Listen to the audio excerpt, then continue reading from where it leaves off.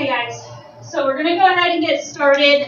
We want to get through and start talking about the content itself and what we do as we start reading.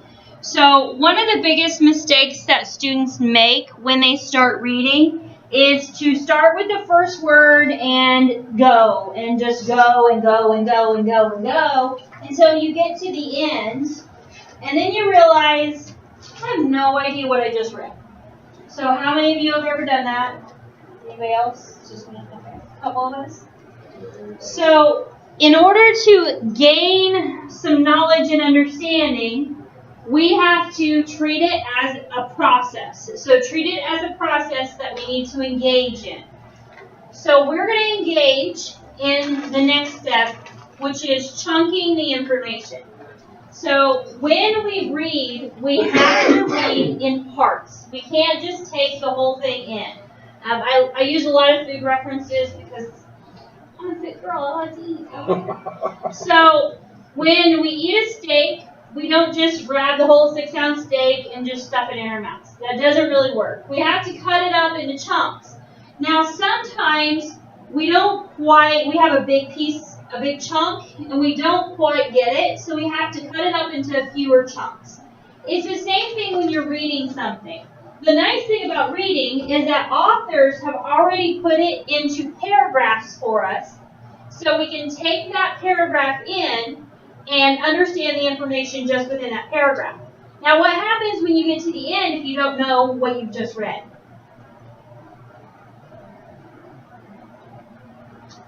You have a much smaller chunk to go back and read. Whereas before, most of you probably started with the first word and just kept going and going and going and going until your brain went, hey, do you know what you're reading? And then you had to go all the way back to the beginning. If you just read one chunk at a time, one paragraph at a time, and then engage yourself as you're reading that paragraph, then you're going to take the information in much easier. So we're actually going to do this. And as we go through this, we can't just read it a paragraph at a time, because a lot of the information is just going to be boring. So there's no point in getting to the end here and going, okay, I have no idea what I read, and then going back and doing the same thing over and over again. So as we're reading that chunk, we need to take notes. I'm going to talk to you specifically about one strategy called annotating. You will want to write that down because it's pretty important. And I would suggest that you write it over here where it says take notes.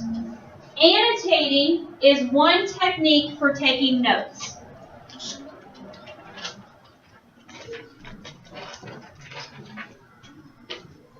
So annotating is simply taking notes on the piece itself and in the margins.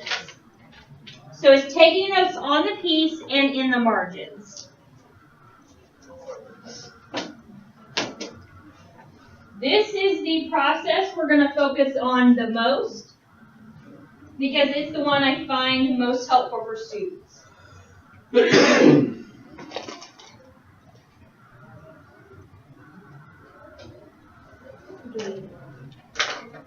So what you will notice is that when you are taking notes, whether it's taking notes in the margins or taking notes on a separate piece of paper, when you're annotating or you're taking notes, the things that you want to focus on are the words that are repeated. So when things are repeated, they must be significant. Now, it doesn't always have to be the same word or words repeated over and over again. So notice here, this first paragraph in your passage. Our species is an African one. Africa is where we first evolved and where we have spent the majority of our time on Earth.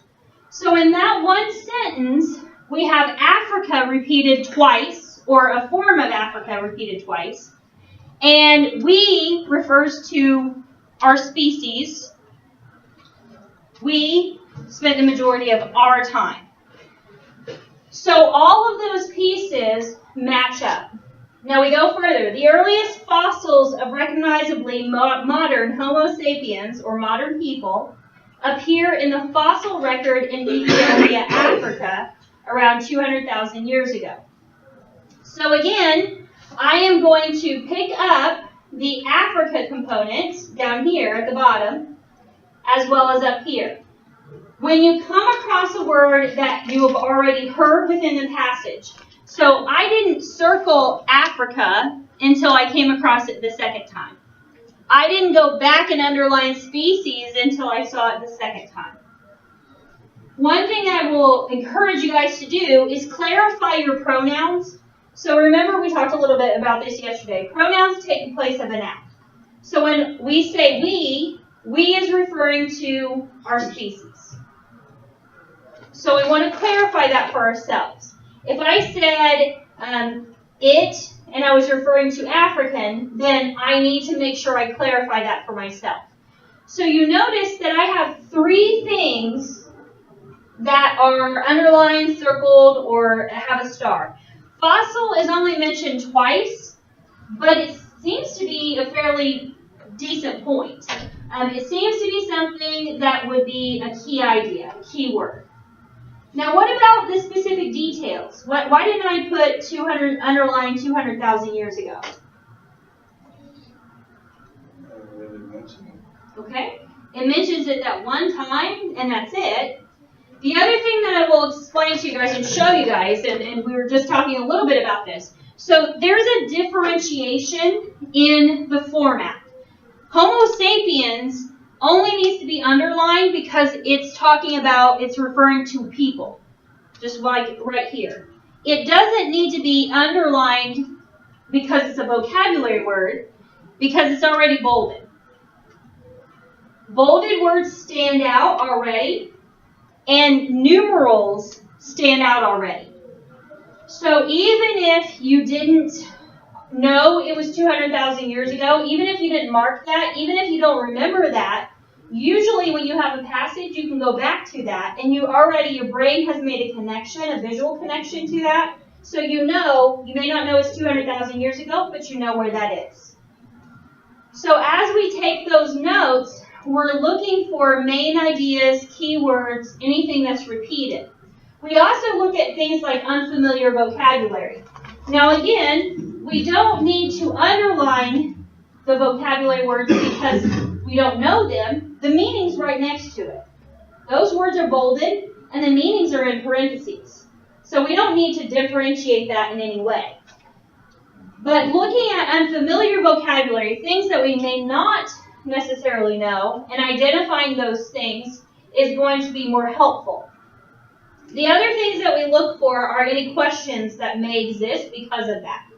So as we're going through, in the margins, we want to take notes on things that we have questions about. Now, I'm a lazy reader, so I don't like to write a lot of words when I'm reading. I just would mark a question mark. That's all I would do. If it's a vocabulary word, then I may put a question mark through that word, or I may put that word in parentheses or brackets, something like that. If it's something that is repeated, I'm going to put a box around it. I'm going to underline it. I'm going to circle it. I will caution you guys against using highlighters. Any ideas why? They bleed through. They bleed through. Highlighters bleed through quite a bit, and when they bleed through, you really don't get a chance to read what's on the other side. So notice how I have each of these pieces differentiated so I can take a quick visual. This piece is about African people in Africa and fossils. I've got that really quickly now because I read it and I differentiated the things that are the same. You know you can do that in your everyday life, though. That's what I do. My friends will call me and ask me where their purse is, and I can tell them because I take certain things in. And that's what happens when you start reading and really gaining these reading strategies. You start to mentally be able to picture where things are. Yeah. So I have a degree in English. I need to do it. And with math would be great, but I do it in everyday life. So my degree is in English. And I've had classes where they were like, here are 14 novels, read them all. Yeah, I didn't read all of those novels. But I use these strategies to get around it. And my teachers thought I was a genius because they always thought I had really great conversation. I'm going to show you what kind of things I did to get that conversation going. But I didn't read a lot of the stuff. I just skimmed through it in order to understand the information enough. And then I used some other strategies, which we'll talk about here in just a minute. But you need to figure out what's going to work for you.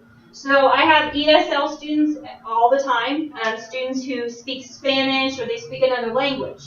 Write your notes in whatever you feel comfortable with. I use a lot of icons. So when I come across things, I may make a star next to it. I may do a smiley face or a question mark. That's how I work. Whatever works for you, just start making notes on things that are significant. The thing you don't want to do with note-taking is this.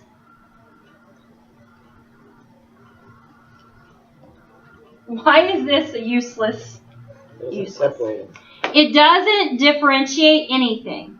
So if you just underline, if you just go through and underline things instead of differentiating them, then it's not going to work for your knowledge and understanding of what is significant. And again, we're working on firing up our neurons so we understand the material better, but also so we can answer the questions and do well on whatever test is at the end. So it doesn't necessarily matter if you enjoy it, as long as you understand it. So the last part of this, as we're reading, is looking for main idea and supporting details. So after you have taken some notes in the piece itself, I always suggest to students that you make a note off to the side about what the main idea of that paragraph was. Don't move on to the next paragraph until you identify what that paragraph is about. So in mine, I said, human fossils show we came from Africa. In my quick summary over here, I have the human aspect, which is like this. I have the fossil aspect, just right here. I have we, which is again, what part of this? The human. Good. And came from Africa. So that connects to this. After you read this, just reading this passage, making these notes, making a quick summary over here, it really just takes a couple of minutes. Doesn't take that much longer. So what I'm going to have you guys do is go through this process. So I'm going to have you guys read the rest of this passage, and as you're reading, I want you to annotate each paragraph, and then make a quick summary note off in the margin. Once you guys finish with this, I'm going to show you guys the next step. So read the paragraph. As you're going through and reading, remember, highlight the things that are repeated. Ideas that are new or different. Something that's repeated, new or different. Any questions that you may have from it. And then write a quick summary off to the side. Yes? I don't have a question about this, but honestly, I just got told something that Are you really, okay? And I'm not focusing right now. Okay. That's fine. So- That's fine. Okay. Take the day. Let me give you a couple of things and bring them in tomorrow, okay? Or Monday.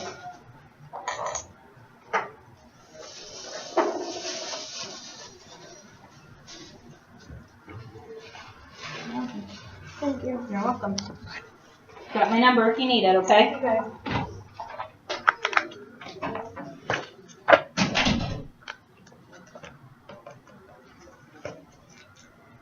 So again, you're just reading each paragraph. Read it one at a time. Chunk it one at a time. Annotate, and then write your note off in the margin.